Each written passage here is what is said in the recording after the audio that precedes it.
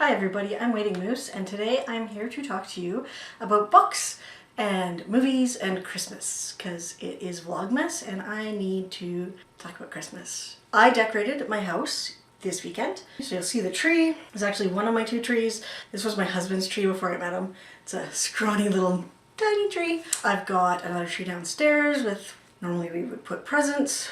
Sorry, my hair is driving me nuts because I have this little piece of hair that keeps sticking up, but we'll just ignore it. So yeah, I got my Christmas decorations up. Everything looks great. I dug out some Christmas quilts. My house looks fantastic and I'm so excited about Christmas because that's what I do. I'm going to try talking slower in this one and I don't know how that will go. So the first thing I want to talk to you about today is Christmas movies or Christmas books. My favorite Christmas books. I'm going to start easy here with some classics. I loved A Christmas Carol by Charles Dickens. I think it's just fantastic. I finally read it about 4 years ago, so I was a really late starter on that one. But I knew the story anyway because, I mean, we've all seen about a dozen movies based on Charles Dickens' classic. When I was a kid, every year at Christmas, we read The Night Before Christmas, which was fantastic. I don't remember who it is written by. This is why I have Goodreads on my phone. Sorry, I got distracted by Facebook there for 1 second. Clement C. Moore. So that is who wrote The Night Before Christmas, children's book. It gets like a 4.3 rating on Goodreads, so obviously that is a favorite for more than just me. My classic choices. Additionally, I read a lot of less literary works of fiction. I love An Affair Before Christmas, which is by Eloisa James. It is the second book in her Desperate Duchesses series. It's one of my favorites. It's a holiday romance, Victorian England, I believe. It's got everything you want in a historical, and Eloisa James is actually, she's fantastic. I love her books. I think she's just an extremely talented writer. Then there's Rhys Bowen, who has 2 novels that I'll talk about. She writes several series. Away in a Manger novel in her Molly Murphy series is a wonderful Christmas story. I love Molly Murphy. She's just such a sassy Irish woman in 1905-ish in New York City, which is fascinating because that's a lot of history, that a lot of things were happening back then. And she's also got another mystery that she wrote for the Her Royal Spyness series, which is based on Georgiana Rannoch, who is distant heir to the throne. I think she's like 35th in line for the throne, so there's no way she's ever going to be queen. She's very poor. Her and her family are poor, they're out of money, so she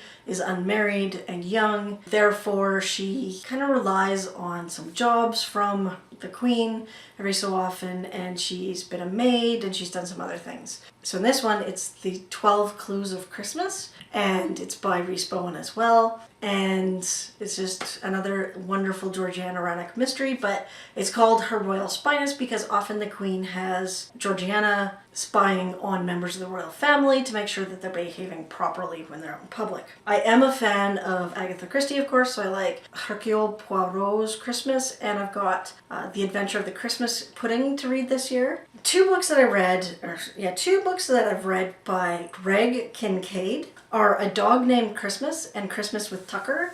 And these are both, you know, a boy and his dog kind of stories. I thought those were just sweet and wonderful family Christmas stories, but they'll make you cry because that's what Christmas stories do. How the Grinch Stole Christmas, Dr. Seuss, it's classic.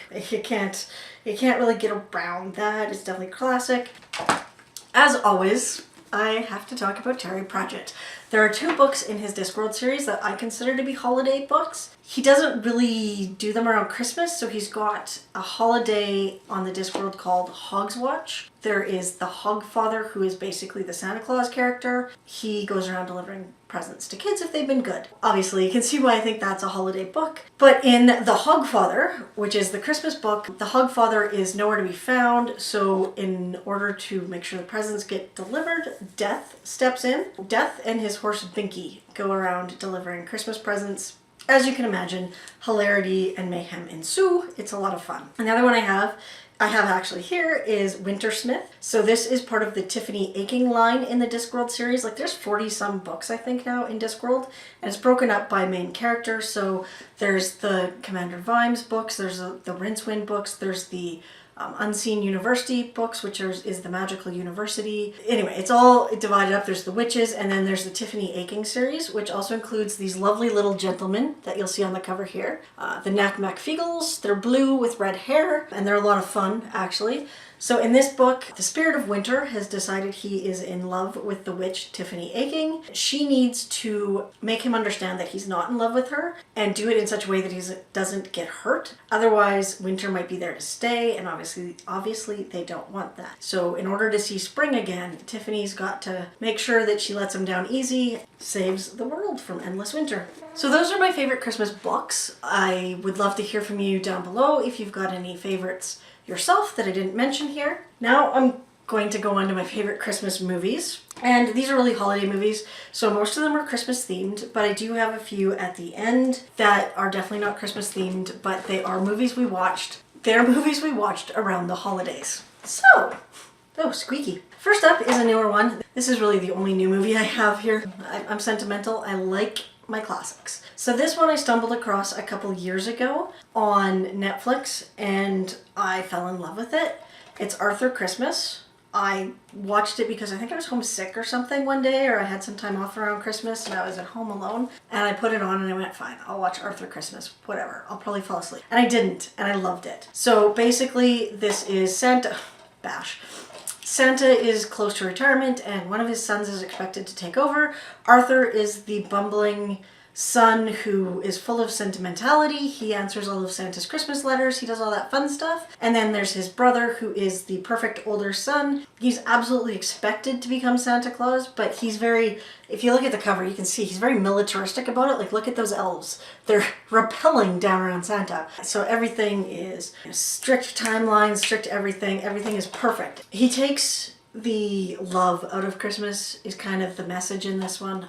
Spoiler. Sorry, it's not really a spoiler. Christmas Eve, they load up the sleigh. Santa goes out, he delivers the presents, and then Arthur finds a present that was left behind, a bicycle for a little girl, and he decides he's going to deliver it because no one else cares. Next, I have a classic. This is my must-watch holiday movie every year. It's White Christmas with Bing Crosby and Danny Kaye. You've probably seen it. I have to watch it at least once every year. My husband goes nuts because sometimes I watch it more than once. I also like Holiday Inn, which is kind of the same theme, again with Bing Crosby. I'm going to talk about one more movie, I think. And that is not Die Hard. I understand Die Hard's a Christmas movie, but that's not. I've never seen it. I don't know. I love The Grinch Who Stole Christmas, or How the Grinch Stole Christmas. The Grinch. I love The Grinch. The movie, particularly the live action movie with that guy, I love that movie so much that I can't remember who he is. That's awful. Jim Carrey. There we go. I just think it's so well done. He overacts it perfectly for Dr. Seuss. But I also love the classic TV programs from when I was a kid, or when my dad probably was a kid. Frosty the Snowman, How the Grinch Stole Christmas in animation, and Rudolph the Red-Nosed Reindeer, all of those. I love them so much. Of course, that also means I love A Charlie Brown Christmas because it's Charlie Brown. I love this. It's another one that I watch at least once every year, probably more than that because it's Charlie Brown. The music from this is done by the Vince Guaraldi Trio, I believe they're called. I listen to, I know songs that doesn't exist anymore, but when songs that was around, I would actually listen to the jazz Christmas channels so that I could hear the Charlie Brown Christmas music because I love that. And finally, I have my little bit of a guilty pleasure. After Christmas every year, my family, I grew up on a farm, so there wasn't a lot to do between Christmas and New Year's, and we were out of school, so we would watch movies with Mom and Dad, and they, of course, loved the classics. So I've watched Bob Hope. I've watched so many black and white movies, it's not even funny. I know who Spencer Tracy is, Katharine Hepburn, Sidney Poitier. I know all of these people. But one of my favorites was always Bob Hope. For some reason, between Christmas and New Year's every year, there would be Bob Hope movies on, so we'd watch them. I've got this, which is a series of, or 3 movies that he did when he was younger. I've never seen these. I'm hoping to watch them soon. I've got Lemon Drop Kid, My Favorite Brunette, and Seven Little Foys. All Bob Hope. He's fantastic. I love him. But then I've got the guilty part of my guilty pleasure, some movies that are absolutely not politically correct. These are awful. I was shocked actually when I watched them as an adult, 20 years after I used to watch them as a kid, how horrifying these really are, but I still love them.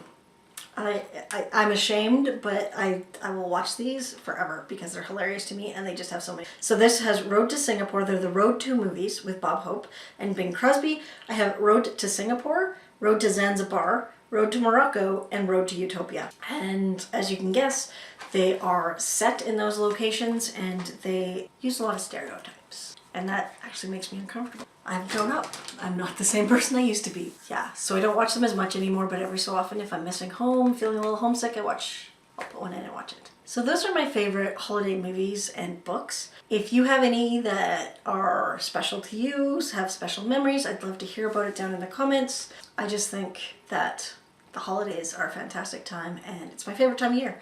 I mean, I've got 2 Christmas trees. I've got one set up in my quilt room so I can film this like a hostage video. I even have a Christmas quilt in here that I made because Christmas, woo! Christmas quilt. Happy holidays again, and I hope you're enjoying Vlogmas. This is really stretching my creativity, finding something to talk about every day. Have a great holiday and I'll see you again.